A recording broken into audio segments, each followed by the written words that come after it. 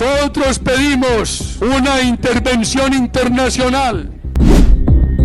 El presidente electo de Venezuela debe considerar la posibilidad de pedir urgentemente respaldo militar. Si esto no se hace, su figura como presidente popular quedará desplazada por el régimen a un segundo plano. Las cartas están sobre la mesa. Uno de los políticos más influyentes de las últimas décadas, fundador del movimiento Colombia Primero y autor de la frase, mano firme, corazón grande.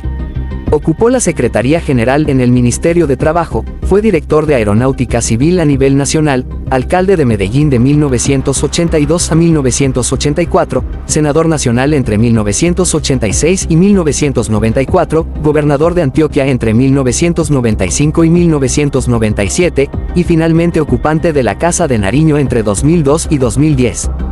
Dos periodos presidenciales marcados por graves violaciones a los derechos humanos, masacres, nexos con el paramilitarismo y la yidis política, uno de los casos de corrupción más grandes conocido en Colombia.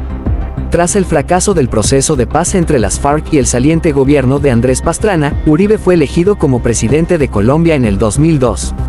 Su retórica caló hondamente en buena parte de la sociedad colombiana que, como nunca, veía en Uribe una figura redentora. Su personalismo político, aunado al carisma, le sirvieron para definir una administración que se caracterizó por las fuertes ofensivas militares contra las FARC. Fortalecido bajo la política de seguridad democrática, ordenó sendas estrategias militares contra los guerrilleros, como la Operación Jaque. Los falsos positivos fueron masivos entre 2003 y 2008, superaron los 6.400 casos, según lo documentado por la Jurisdicción Especial para la Paz. ¿Quién dio la orden? Es la pregunta que hasta hoy se hace en Colombia frente a la práctica horrorosa de las ejecuciones extrajudiciales. Ante el dolor y la indignación de las familias y víctimas, la respuesta fue el silencio. Estos asesinatos tenían como objetivo aparentar resultados operacionales muy exitosos contra el narcotráfico y las guerrillas con el fin de obtener descansos, condecoraciones, retribuciones económicas u otros reconocimientos. General Torres, Escalante y otros en el Casanare se declaran responsables de violaciones de derechos humanos. Alegan como justificación que se exigían resultados. Expresan que yo era muy exigente. Uribe ya no niega esos crímenes, pero rechaza cualquier responsabilidad. Como presidente fui muy exigente. Ello contribuyó a sensibles reducciones de homicidios, secuestros, asesinatos de sindicalistas. Sin embargo, en 2008 un pelotón de 27 soldados profesionales de la contraguerrilla Atila I, pertenecientes al Batallón de Infantería Mecanizado número 6 Cartagena, con sede en Riohacha, fue destituido por no realizar una ejecución extrajudicial, mientras él era el comandante en jefe del ejército. El Aro es un pequeño poblado al noroeste de Colombia, fue escenario de una de las peores masacres ocurridas durante el conflicto armado interno. Un grupo de paramilitares mató a más de una decena de campesinos en estado de indefensión, a quienes acusaron de guerrilleros, mediante una incursión violenta en octubre de 1997.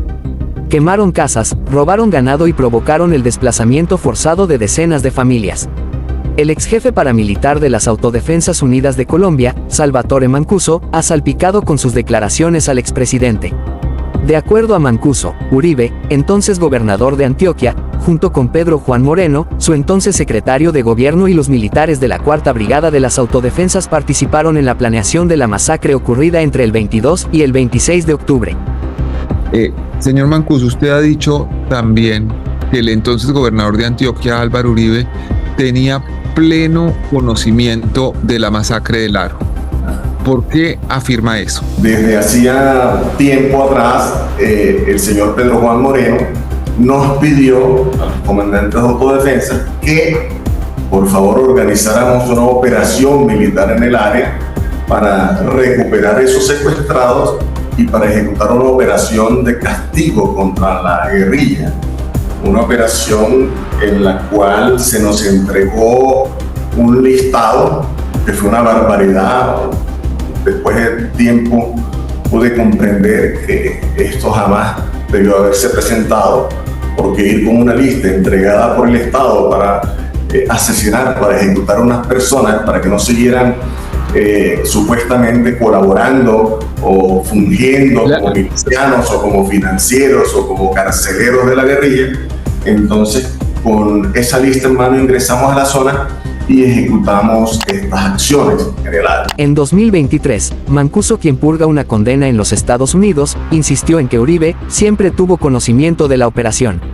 Sus vínculos con el paramilitarismo van más allá. Juan Guillermo Villegas Uribe, los hermanos Gallón Henao, Santiago Uribe Vélez y su hermano el expresidente, Álvaro Uribe, son señalados como los fundadores del bloque Metro de las Autodefensas, que nació en Hacienda Huacharacas, propiedad de la familia Uribe. Sé que había integrantes de ellos, sé que los Gallones financiaron en algún momento grupos de autodefensa, sé que el hermano del señor Álvaro Uribe, Santiago Uribe Vélez, tenía relaciones con ese grupo que estaba en la región lechera del norte de Antioquia, Yarumal y alrededores. Yo nunca me reuní con paramilitares, se defendió el exmandatario luego de dar su testimonio a un fiscal. Aún así admite conocer a Mancuso. Cuando yo llegué a la presidencia, los paramilitares estaban ganando.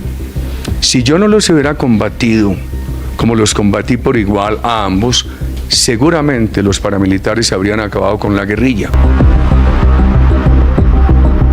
En abril de 2008, la congresista Yidis Medina aseveró que vendió su voto a favor de la reelección de Uribe a cambio de aportes económicos que habrían sido ofrecidos por funcionarios del gobierno.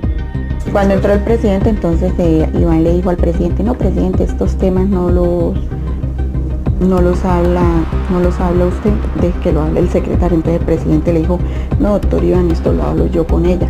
Entonces ellos se fueron y yo me quedé con el presidente. Entonces el presidente me dijo que por favor lo ayudara, que mire que eso era hacer patria, que como es que lo que se hablara con Alberto Velázquez y los compromisos y lo que yo pidiera, lo hablado y lo pactado sería cumplido. Una vez más se desmarca. El gobierno nacional persuade, no presiona ni compra conciencias, dijo Uribe al ser señalado por Medina. Sin embargo, el 26 de junio de 2008 la Corte Suprema de Justicia determinó que Medina sí vendió su voto para la reelección después de escucharla en indagatoria y de sentenciarla. En la actualidad existen casi 60 investigaciones abiertas en Colombia contra Uribe, que van desde homicidio hasta compra de votos. 14 se encuentran en la Corte Suprema y otros 45 en la Comisión de Investigación y Acusación de la Cámara de Representantes. Tras sus abiertas y constantes amenazas hacia la integridad de Venezuela, la pregunta es, ¿Álvaro Uribe Vélez es un político influyente en la política de su país o un paramilitar aliado a la derecha venezolana? Que lo que nosotros queremos, por aquello que propugnamos, es por una intervención militar internacional con el ejército de Venezuela.